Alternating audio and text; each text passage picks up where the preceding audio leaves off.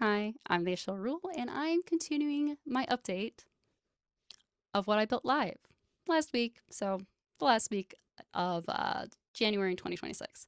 I have my Height X50 case, matcha color, and it's a AMD system through and through. And then also, well, RS Master X3 Ice, and then, well, a lot of things from Be Quiet, like the Light Loop for the AIO, Dark Power 14 for the PSU, and then Light Wings LX, and Light Wings LX Reverse for everything else. But this is a fish tank. It's my first fish tank. I get to decide how it looks. I think I did pretty good with cabling, but I could add stickers, and I already did. It's that. I also have on the side full of a toque, and then on the top, I am no man, which is true. But as you can see, the leaf back there, I happen to have Sting. Sting has been sitting there. Sting is chargeable through USB-C and it lights up. I realized after looking at it, it would look great in this case. Except for, well, this is wireless. That means there's a battery in this. Well, let's go through a video and remove that battery and replace it with the 5-volt line from the motherboard from ARGB. And let's do it. Different audio, different mics, sorry, but this is Sting. And I've already kind of like pre-opened Sting beforehand. So it took a little bit. I actually have a tool to help to go between the crevice and everything. And there were screws here, here, and here that I have removed to test the circuit. But this is the battery that I want to remove. And this is where I want to put, well, power and ground. Turn on my soldering iron. And bring it a little closer to the camera.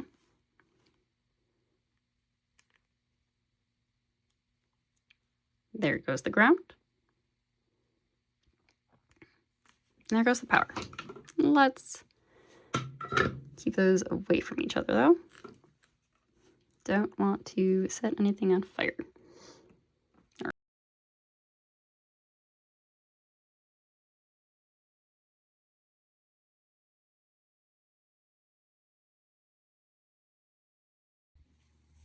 Actually, I have this cross tool that I use to pry this apart, and I will take it to take the battery out.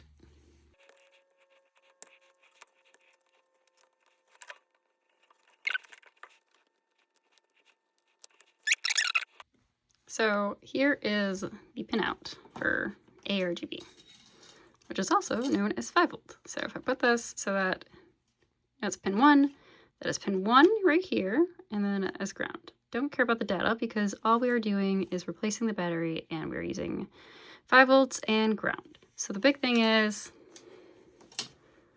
I will strip these wires. It's most likely not the center. It'll be one of these two for power and ground. I will use the continuity check after I strip the wires and we'll go from there. What I'm gonna do is continuously hit the camera and knock the position every single time. So, sorry. That one's stripped.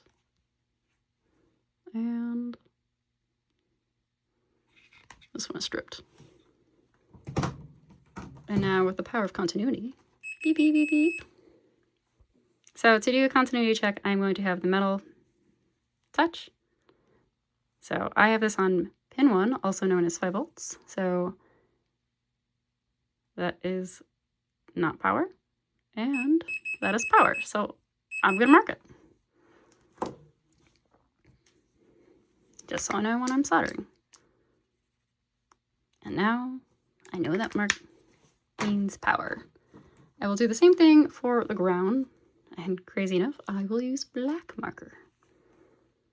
So we know the 4th pin here, by pin, I mean just 4th position at this point, is ground. So, and that is ground. Power subvoltation, perfect. So mark this black.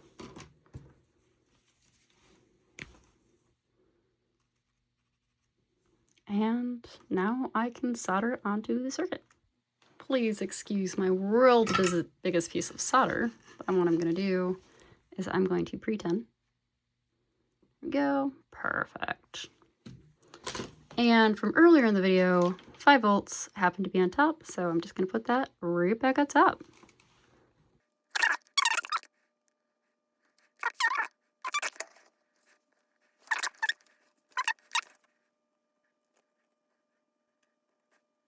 And I'm going to do the same thing with the other side.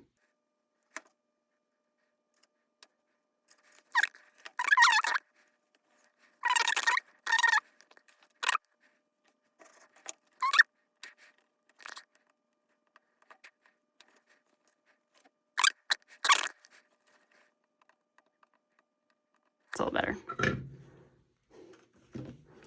So now I have power and ground. And to double check everything,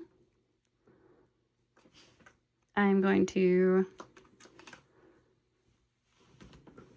tap here, pin 1, and I'm going to tap the top. Oh my gosh. Pin 1. Hold it there, and I'm going to tap the top. That is power. The bottom one, which is ground. Perfect. Let's do it. Ignore the wiring. So what I'm going to carefully do, I'm going to drop that, is I'm going to grab one of these ARGB lines. That is an extension, or some may say a pigtail, like this. And what I'm going to do is I'm going to test the voltage of this. Setting this to volts in DC. So we follow the same thing. Pin 1 is the one denoted with the marker here.